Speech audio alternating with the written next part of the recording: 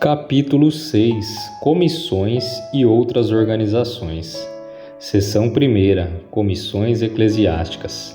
Artigo 98. Podem os concílios nomear comissões constituídas de ministros e presbíteros para trabalhar com poderes específicos durante as sessões ou nos interregnos, devendo apresentar relatório do seu trabalho. Artigo 99. Haverá 3 categorias de comissões: temporárias, permanentes e especiais. 1. Temporárias. As que têm função durante as sessões do concílio. 2. Permanentes. As que funcionam durante os interregnos dos concílios, para dirimir assuntos que lhes sejam entregues pelo menos e cujo mandato se extinguirá com a reunião ordinária seguinte do aludido concílio, ao qual deverão apresentar relatório. 3. Especiais. As que recebem poderes específicos para tratar, em definitivo, de certos assuntos e cujo mandato se extinguirá ao apresentar o relatório final. Parágrafo 1º. As da terceira categoria são constituídas pelo menos de 3 ministros e 2 presbíteros. Parágrafo 2º. As 2 primeiras funcionarão com a maioria dos seus membros. Parágrafo 3º. Classificam-se entre as comissões permanentes as várias juntas subordinadas ao Supremo Concílio. Artigo 100. Ao nomear comissões, os concílios deverão ter em conta a experiência e capacidade dos seus componentes, bem como a facilidade de se reunirem.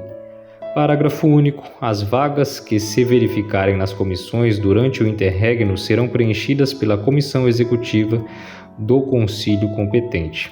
Artigo 101. Poderão os concílios e comissões executivas incluir nas suas comissões ministros e presbíteros que não tiverem na reunião, mas que sejam da sua jurisdição. Seção 2ª. Comissões executivas. Artigo 102. Os concílios da Igreja, superiores ao Conselho, atuam nos interregnos de suas reuniões, por intermédio das respectivas comissões executivas. Parágrafo 1º. As comissões executivas dos presbitérios e dos sínodos se constituem dos membros da mesa. Parágrafo 2º. A comissão executiva do Supremo Concílio é formada pelos seguintes membros de sua mesa: presidente, vice-presidente, secretário executivo e tesoureiro, e pelos presidentes dos sínodos.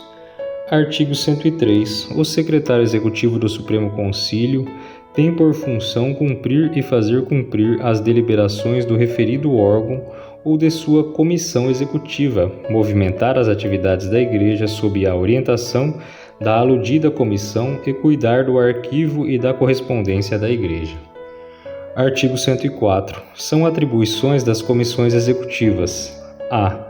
Zelar pela pronta e fiel execução das ordens emanadas nos concílios respectivos ou baixadas nos interregnos em caráter urgente pelos concílios superiores.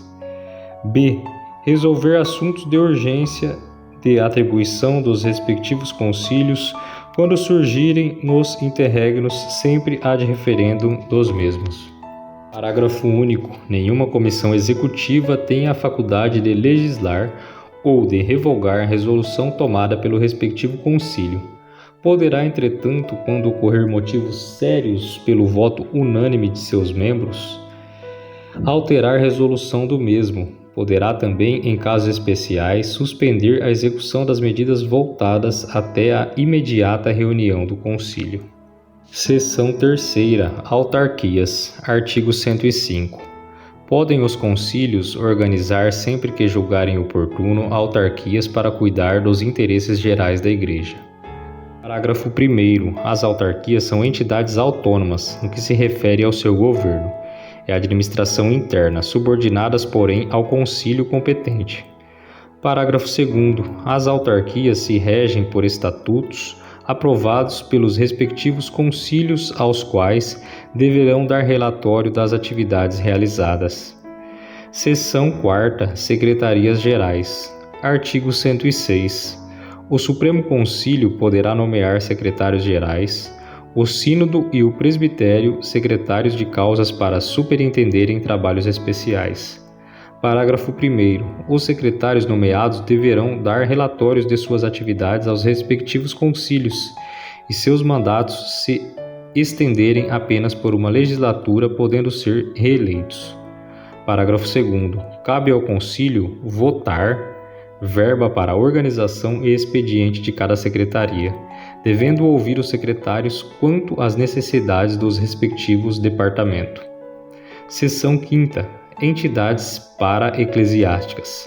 Artigo 107. São entidades para-eclesiásticas aquelas de cuja direção os concílios participam, mas sobre as quais não têm jurisdição.